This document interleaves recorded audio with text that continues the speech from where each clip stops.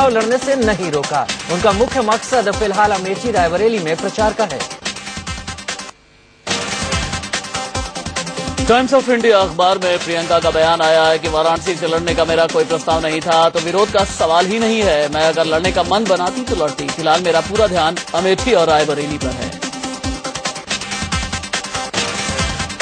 प्रियंका गांधी ने खबरों का खंडन किया है, तो उधर कांग्रेस ने भी इन खबरों को अफवाह बताया है। कांग्रेस प्रवक्ता मीम अफजल ने कहा कि वाराणसी से प्रियंका के चुनाव लड़ने की चाहत की खबर गलत है। खबर नहीं, अफवाह है और इसमें कोई तथ्य नहीं है।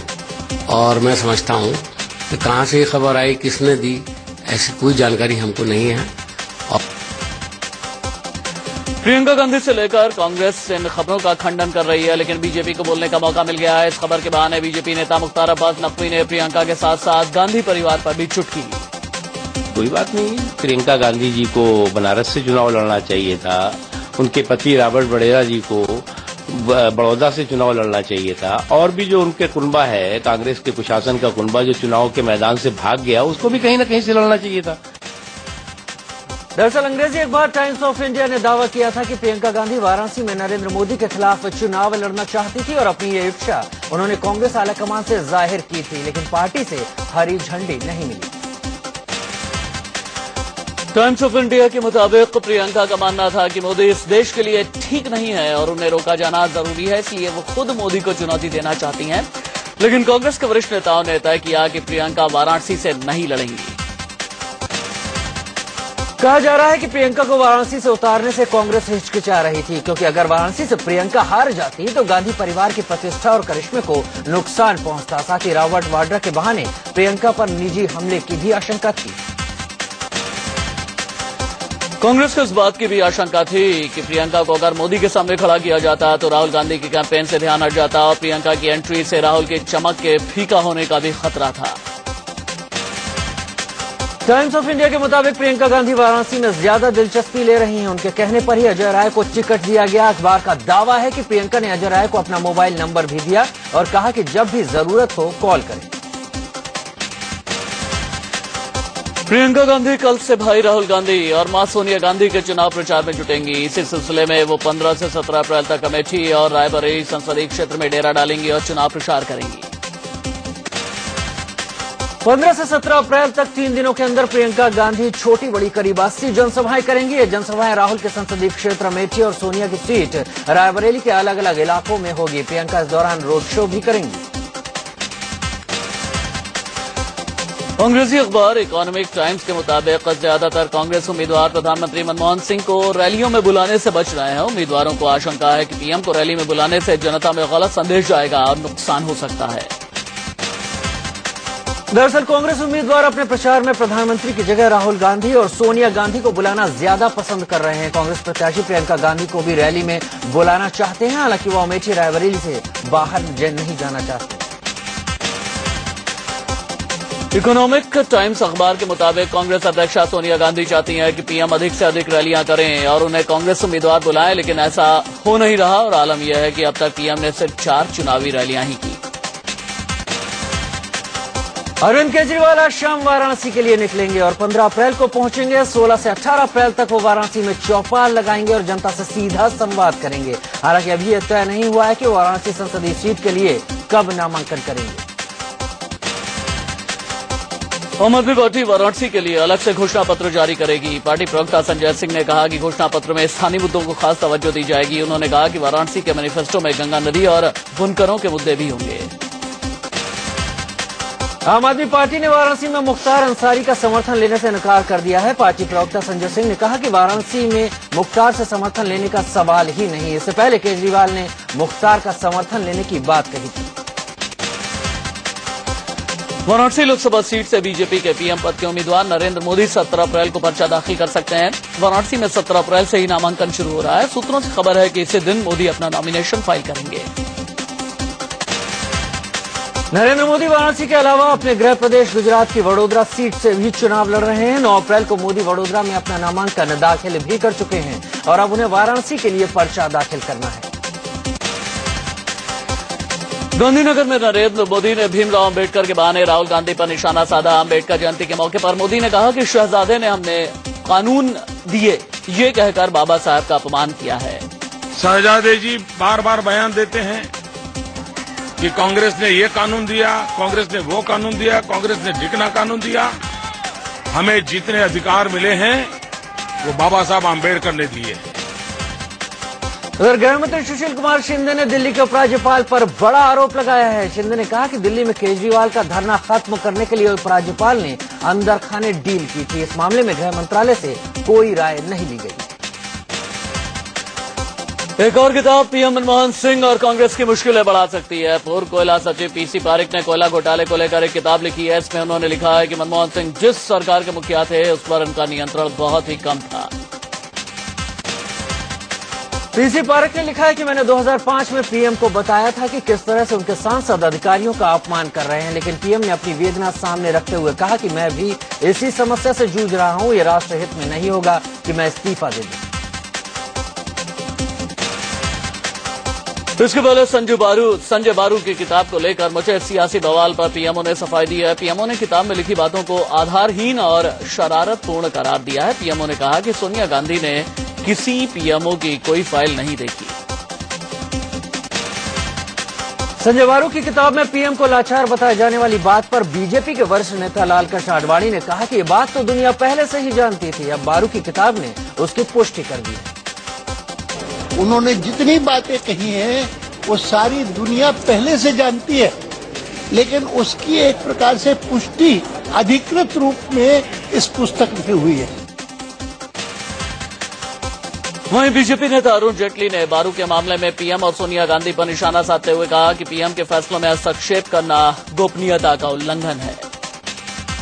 सरकारी विषयों में निर्णय लेने से पहले फाइल्स दिखाना और किसी और की अनुमति लेना, ये हमें सोचना पड़ेगा कि जो गोपनीयता की शपथ लेते हैं मंत्री और प्रधानमंत्री, उसका कितना उल्लंघन इसमें है।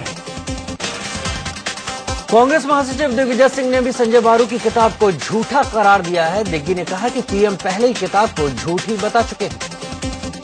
संजय बारू जी की किताब जो है उसे खुद माननीय प्रधानमंत्री जी ने कह दिया है कि झूठ है।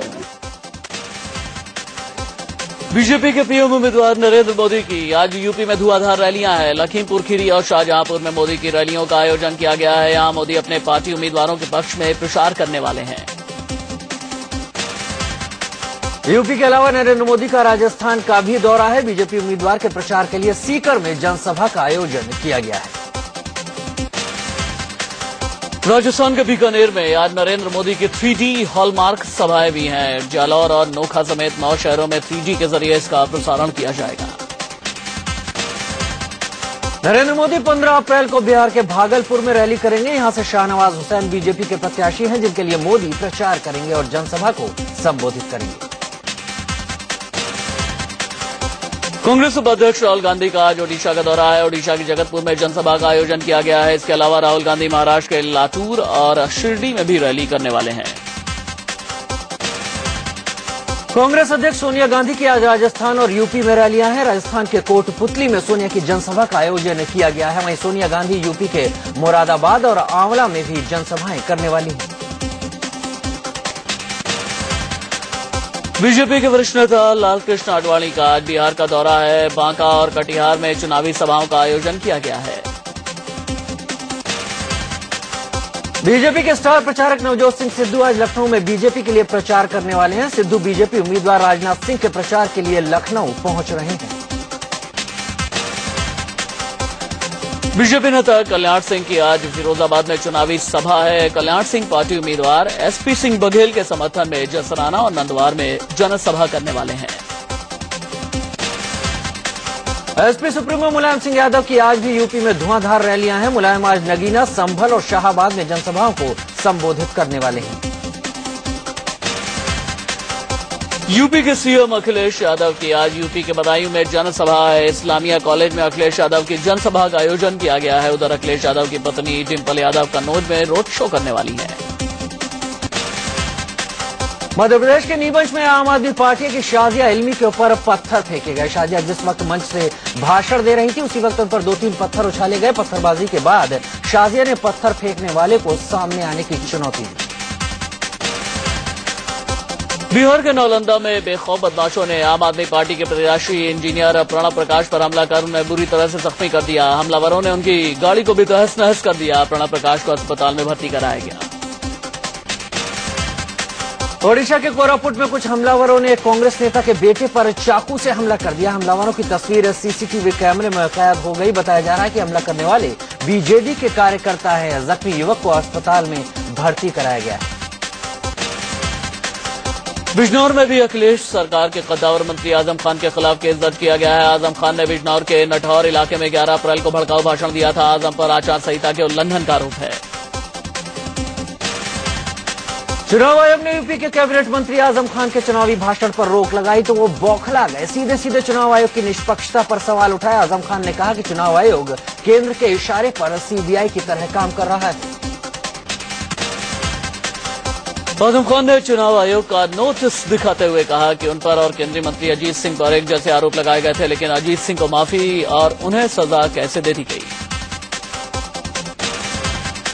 आजम खान ने कहा कि चुनाव आयोग ने जानबूझकर उनके भाषणों पर रोक लगाई है। उन्होंने कहा कि चुनाव आयोग अपनी निष्पक्षता साबित करे, वरना वो कोर्ट का दरवाजा खटखटाएंगे।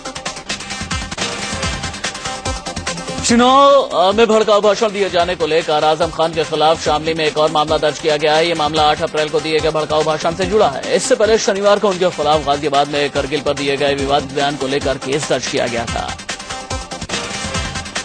आजम खान पर केस दर्ज किए जाने के विरोध में इलाहाबाद में चुनाव आयोग का पुतला फूंकने वालों पर गाज गिरी है। विरोध करने वाले समाजवादी पार्टी के कार्यकर्ताओं के खिलाफ केस दर्ज कर लिया गया है। बीजेपी महासचिव वरुण गांधी यूपी के सुल्तानपुर लोकसभा सीट से मंगलवार को नॉमिनेशन फाइल करेंगे। वरुण फिलहाल पीलीभीत से सांसद हैं, लेकिन इस बार वो सुल्तानपुर से चुनाव लड़ने जा रहे हैं। उधर गांधीनगर में अपने रोड शो के दौरान बीजेपी के वरिष्ठ नेता लाल कृष्ण आडवाणी ने कहा कि इसमें किसी को शक नहीं है कि इस बार नरेंद्र मोदी के नेतृत्व में एनडीए सरकार बनेगी। इस बार नरेंद्र भाई मोदी के नेतृत्व में सरकार बनेगी, इसमें किसी को संदेह नहीं है। वहीं आडवाणी ने खुद की नाराजगी की अटकलों पर विराम लगाते हुए कहा कि पार्टी उन्हें जो जिम्मेदारी देगी वो उसे बखूबी निभाएंगे। वो जो भी निर्णय तय करे उसमें मुझे किसी भी आपत्ति नहीं।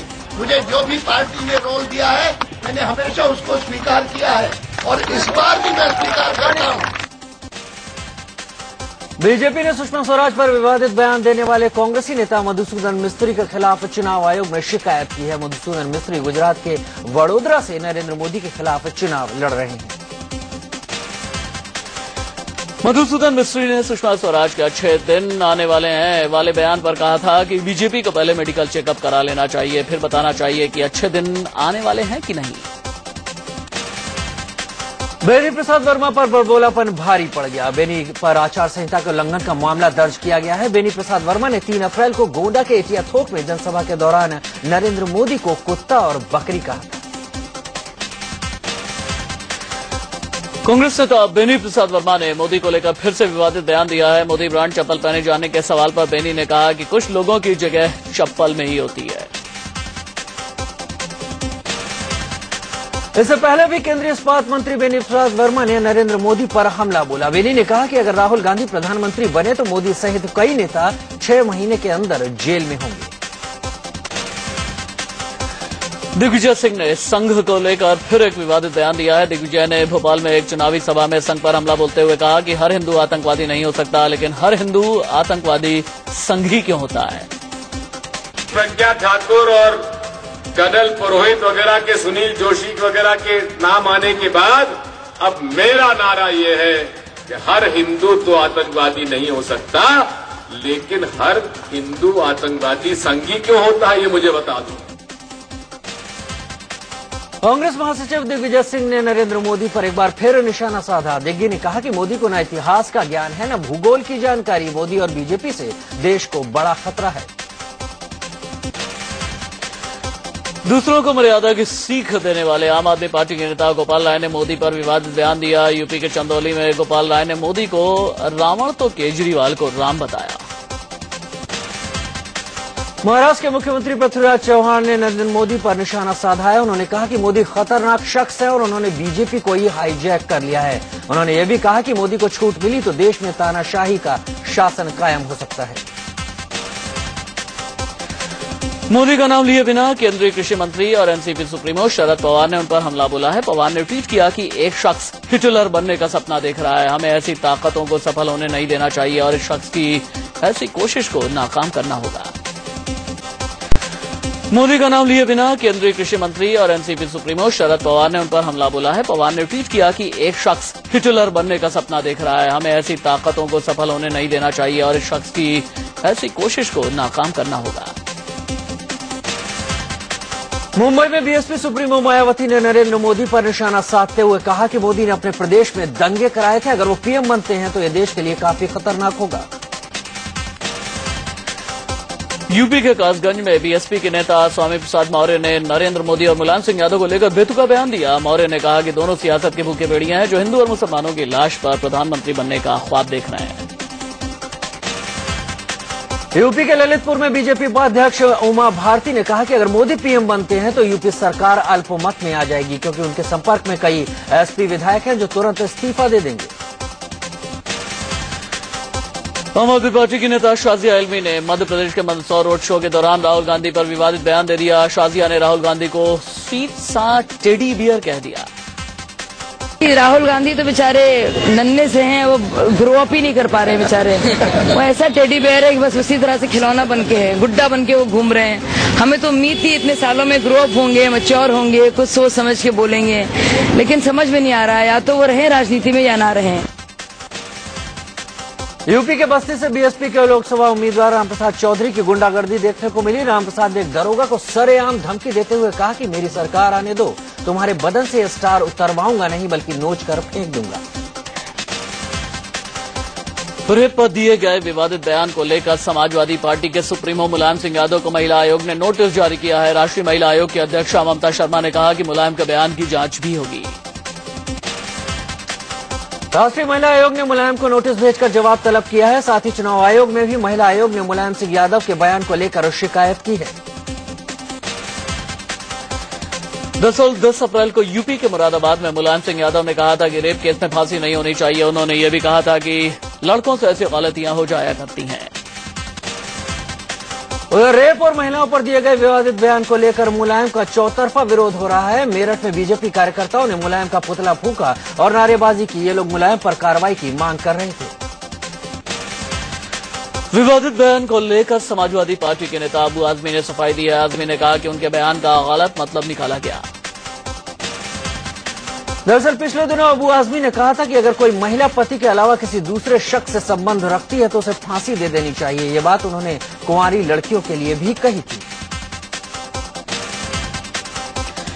यूपी के संभल में बॉलीवुड अभिनेत्री महिमा चौधरी ने कांग्रेस उम्मीदवार प्रमोद कृष्णम के लिए चुनाव प्रचार किया। रोड शो के जरिए महिमा चौधरी जनता से रूबरू हुई और कांग्रेस के लिए वोट मांगे। उत्तराखंड के पूर्व मुख्यमंत्री नारायण दत्त तिवारी 16 अप्रैल को नैनीताल उधम सिंह नगर सीट से नामांकन कर सकते हैं। सूत्रों से खबर है कि तिवारी ने निर्दलीय चुनाव मैदान में उतरने का मन बना लिया है। उत्तराखंड के नैनीताल उधम सिंह नगर से बीजेपी उम्मीदवार भगत सिंह कोश्यारी ने नामांकन दाखिल किया। उत्तराखंड के पूर्व सीएम कोश्यारी का इस सीट पर कांग्रेस के केसी बाबा से मुकाबला है। आम आदमी पार्टी ने यहां से कवि बल्ली सिंह चीमा को उतारा है। यूपी के कुशीनगर से कांग्रेस उम्मीदवार और केंद्रीय गृह राज्य मंत्री आरपीएन सिंह ने ट्रेन में सफर करते हुए चुनाव प्रचार किया। कप्तानगंज थावे पैसेंजर ट्रेन में उन्होंने मुसाफिरों से अपने लिए फिर से वोट मांगे। कानपुर देहात की अकबरपुर लोकसभा सीट से निर्दलीय प्रत्याशी अशोक यादव ने आम आदमी पार्टी नेता संजय सिंह पर 25 लाख रुपए मांगने का आरोप लगाया। उन्होंने बताया कि पहले उन्हें टिकट दिया गया था, लेकिन पैसे नहीं देने पर अरविंद कटियार को टिकट दे दिया गया। अरविंद केजरीवाल ने कल पंजाब के संगरूर और बरनाला में रोड शो किया। रोड शो में उमड़ी भीड़ की वजह से काफी देर तक जाम लगा रहा। पूर्व केंद्रीय मंत्री और अंबाला से विधायक विनोद शर्मा का अंबाला पहुंचने पर जोरदार स्वागत किया गया। विशाल रैली में विनोद शर्मा ने कांग्रेस पर निशाना साधते हुए नारा दिया कि आप मुझे साथ दो, मैं आपको सत्ता दूंगा। दिल्ली के त्रिनगर इलाके में जूते की एक फैक्ट्री में आग लगने से हड़कंप मच गया। आग की लपटें इतनी तेज थी कि एहतियातन आसपास के घरों को खाली करवा लिया गया। दरअसल जूते की फैक्ट्री के बगल में कूड़े का ढेर था जिसमें आग लगी थी और यहीं से उठी लपटों ने फैक्ट्री को अपनी चपेट में ले लिया। गनीमत रही कि इस हादसे में कोई हताहत नहीं हुआ, हालांकि फैक्ट्री को काफी नुकसान जरूर हो गया। मुंबई से सटे ठाणे के बोईसर में केमिकल फैक्ट्री में ब्लास्ट के बाद जबरदस्त आग लग गई। फैक्ट्री में इतने जोरदार धमाके हुए कि आसपास के इलाके के लोग दहशत में आ गए। बोईसर की केमिकल फैक्ट्री में जब ब्लास्ट हुआ और आग लगी तब यहां कोई कर्मचारी मौजूद नहीं था, नहीं तो बड़ी अनहोनी भी हो सकती थी। यूपी के बाराबंकी में एक सनकी प्रेमी ने अपनी प्रेमिका की गला काटकर हत्या कर दी। गाजियाबाद के घर में 3 लाशें मिलने से सनसनी फैल गई। बताया जा रहा है कि सुनील नाम का शख्स एक महिला के साथ लिव इन रिलेशनशिप में रहता था। आशंका जताई जा रही है कि पहले उसने अपनी महिला मित्र और उसके बच्चे को मारा और फिर खुदकुशी कर ली। बिहार के लखीसराय में नक्सलियों ने रविवार की रात एक मालगाड़ी को निशाना बनाया। ज्वेलरी शॉप में धड़धड़ाते हुए कुछ हथियारबंद बदमाश आदम के थे। दुकान के मालिक हरिओम गुप्ता ने विरोध शुरू किया तो बदमाशों ने उन पर चाकू चला दी। दिल्ली के वसंत कुंज इलाके में दुकानदार की दिलेरी के आगे बदमाशों की एक न चली। बदमाशों और ज्वेलरी दुकानदार के बीच हुई जंग सीसीटीवी कैमरे में कैद हो गई। पूर्वी दिल्ली के कई इलाकों में आज पानी की किल्लत होने वाली है। आईपी एक्सटेंशन में इंटरकनेक्शन का काम किया जा रहा है। मास्टर ब्लास्टर सचिन तेंदुलकर और टीम इंडिया के पूर्व कप्तान सौरव गांगुली ने इंडियन सुपर लीग फुटबॉल के लिए अपनी अपनी टीमें खरीदी। वहीं अभिषेक बच्चन के बाद सलमान खान, जॉन अब्राहम और रणबीर कपूर ने भी फुटबॉल लीग के लिए अपनी अपनी टीमें खरीदी। IPL 7 के लिए रॉयल चैलेंजर्स बेंगलुरु ने भी अपनी नई जर्सी लॉन्च की। 2015 में होने वाले क्रिकेट विश्व कप में पाकिस्तानी टीम की कमान मौजूदा कप्तान मिसबाह-उल हक के पास ही रहेगी। यूक्रेन और रूस के बीच एक बार फिर तनाव कायम हो गया है। चिली के जंगलों में लगी भीषण आग की चपेट में आने से 150 से ज्यादा घर जलकर खाक हो गए। भीषण आग की लपटों से दहशत में सैकड़ों लोग अपने घरों को छोड़कर सुरक्षित जगहों की तरफ भागने को मजबूर हैं। जापान में बर्ड फ्लू से हड़कंप मचा है और अब तक 1000 से ज्यादा मुर्गियों की मौत हो गई है। साथ ही बर्ड फ्लू के चलते देश में इन्फेक्शन फैलने का खतरा बढ़ गया है। बॉलीवुड के वरिष्ठ कलाकार प्रेम चोपड़ा की बायोग्राफी को एक्टर अक्षय कुमार ने लॉन्च किया। एक्टर सिद्धार्थ मल्होत्रा ने मेंस हेल्थ मैगजीन के नए अंक का अनावरण किया। अगले हफ्ते रिलीज होने वाली 2 स्टेट्स के प्रमोशन में फिल्म के लीड कलाकार अर्जुन कपूर और आलिया भट्ट जुटे हुए हैं। और कंगना रनौत की आने वाली फिल्म रिवॉल्वर रानी का नया गाना रिलीज किया गया है। ओ भगा रोमियो बेचारा दिल लेके अपने हाथ पर, रिवॉल्वर रानी को चढ़ी है जवानी।